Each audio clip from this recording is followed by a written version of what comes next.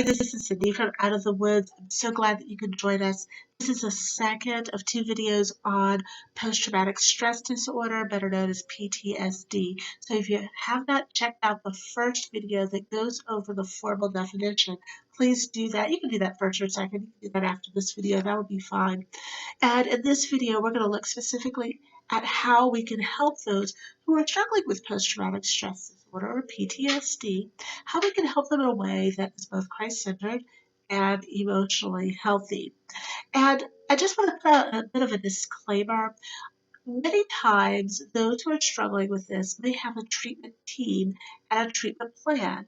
That would be the psychiatrist, psychologist, counselor, social worker that is working with them. And very often, when folks have professionals involved, they will have a treatment plan. That's a list of the goals of treatment and also how we can best help the person who's receiving treatment. And so if the loved one that you have in mind has such a plan, I would encourage you to check out that plan and to follow it, as it is specific to the needs of your loved one. But today, I'm going to go over some really good things. They're just good things to do anyway.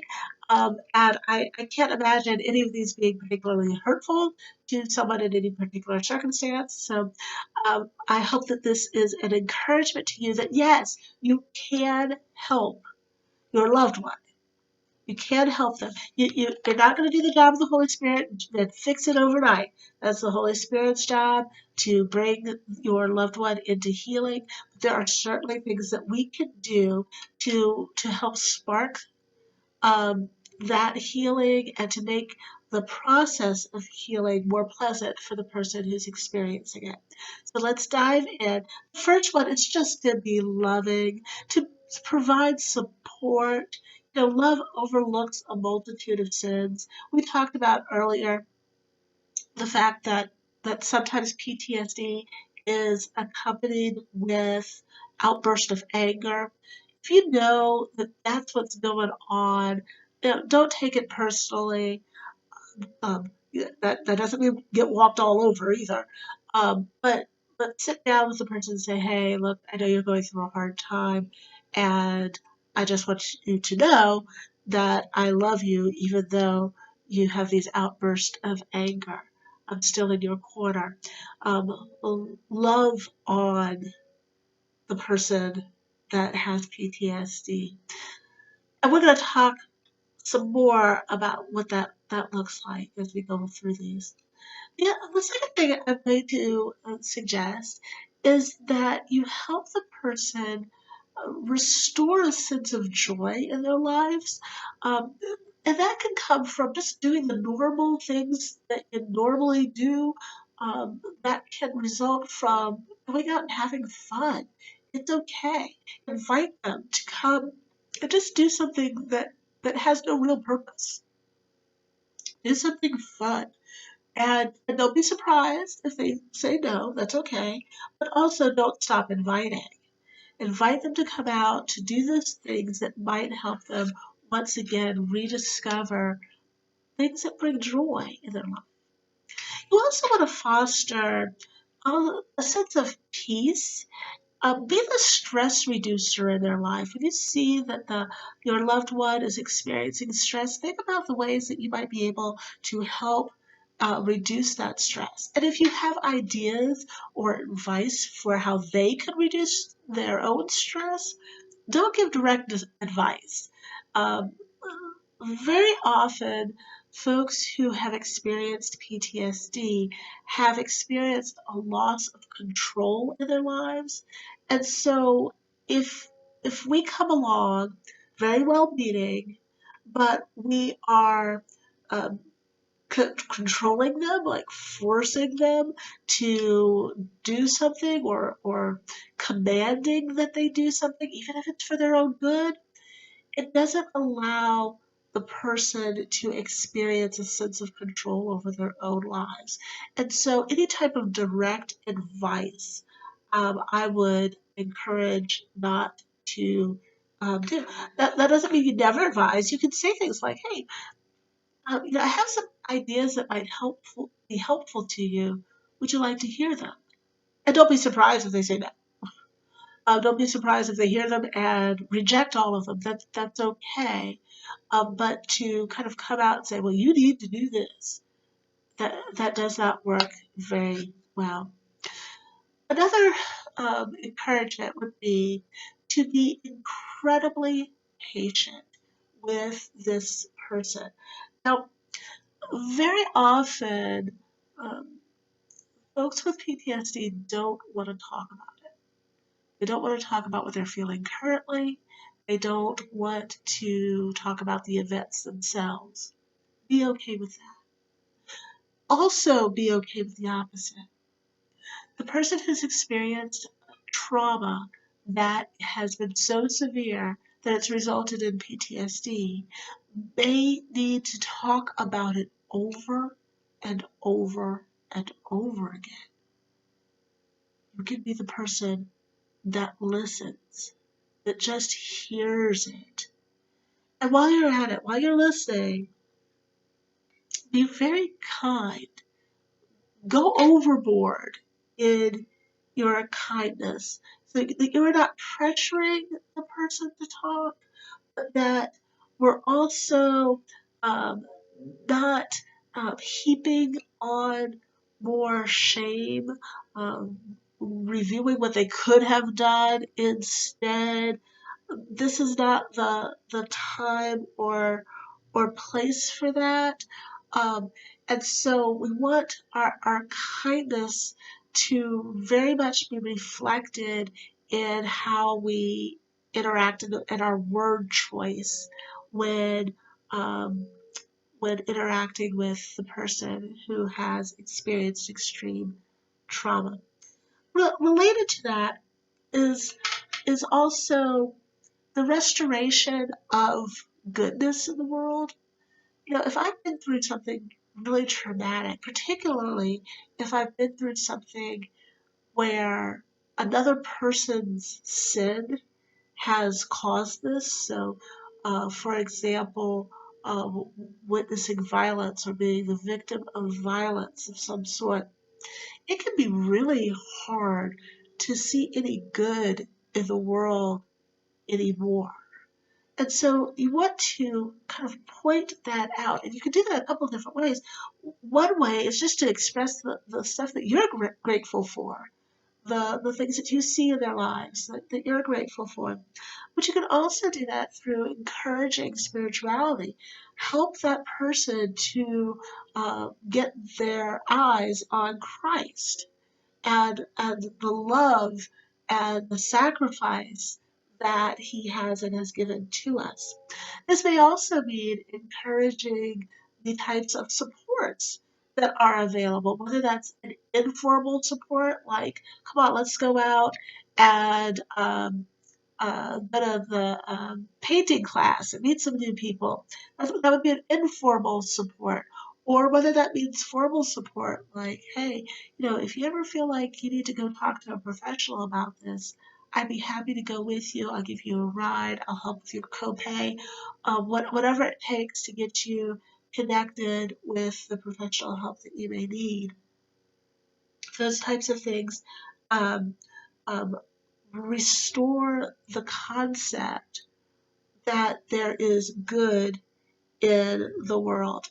Um, we also want to uh, be faithful as we interact with our loved one. So what we say we're going to do, to actually do it. So if you say you're going to pay the copays for the person to go to therapy, pay the copays so that the person can go to therapy. If you say that, okay, once a month we're going to get together, just the two of us, and have lunch and not really think about anything but just chat and make sure that once a month you do just that, because we want to restore some order. You want to be someone who's trusted, and then we also want to help that person restore order to their lives. And that's done through the building of routines. So if you can support building routines, that can be incredibly helpful to the person who's experienced trauma. We also want to be gentle. So we're letting the loved one take the lead, and we're refraining from cliches. A lot of the cliches that are common are meant to be helpful, and they just come off wrong to the person who has experienced trauma. So what cliches am I talking about? Things like, well, it's gonna be okay, or well, at least you have your health, or it could have been worse. Um, or for believers, God is in control. And while these statements are all true, while they're true, they're not helpful. And they can come across as minimizing the person's pain. So if I'm telling you that all of these terrible, terrible things have happened, and you come back with, well, God is in control. Well, wait a minute, I just went through all these terrible things. If God is in control, why didn't he do something about this? Like, why did this happen? Like that doesn't move us to a loving place. If I've just lost someone very dear to me, and you come back with, well, it could have been worse. Yeah, you're right. Or how could it have been worse? It doesn't move them to where it was really intended, right? A lot of these are intended to encourage gratitude for the situation that is, and the tendency for someone who is trapped by PTSD is not to need that nor to be there. So we want to make sure that not only are we being gentle in our words, but we want to make sure that we're staying away from those easy answers that they don't fit, they don't work, they don't. If they did, when you get PTSD, you go on Google and search up how to cure it, and it'll be done in a couple of weeks or something. It just isn't. We also want to value and promote self-control. So, as you're interacting with the individual who's experienced trauma, you want to make sure that you're managing your own stress responses. So, when that person is having that angry outburst, you don't want to be having an angry outburst with them. You want to be the one who's calm and collected. And then you also want to foster feelings of self-control in the other person, that they are in control of themselves. You can do that in lots of different ways, but one example of that would be just to give them a couple of options. Hey, I've got some free time this weekend. You want to go bowling or want to go to the movies? As opposed to, hey, why don't we go bowling? Giving that person the sense that they have some control over their own lives can also be helpful. Now, if you are following along closely in this list, you noticed what I was doing. Yes, we were reading from Galatians 5, chapter 5, verses 22 and 23. We just went through the fruit of the Spirit: love, joy, peace, patience, kindness, goodness, faithful, gentleness, and self-control. And what I am contending is that if we want to help those who are struggling, we need to both have the fruit of the Spirit ruling our interactions with them, and then we also need to encourage the fruit of the Spirit to be growing within them. And that may mean prayer. Actually, that definitely means prayer. That means prayer.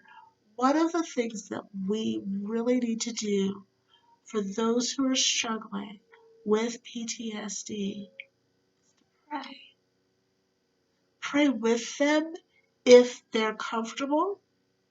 But again, we don't want them to feel out of control. If they don't feel comfortable, don't pray with them.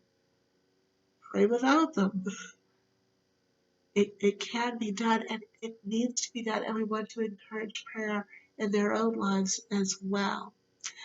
Well, I hope that this little overview of PTSD and how to help those with PTSD has been helpful for you. If you're looking for other resources on how to live a life that is both Christ-centered and emotionally healthy, I would encourage you to visit the website getoutofthewoods.com. You can also subscribe, and we update a couple of times each week so you can get the new content. Subscribe and hit the alarm bell so that you can be notified when we update videos. And so now the time has come for us to get off of YouTube and to get into God's Word. God bless you.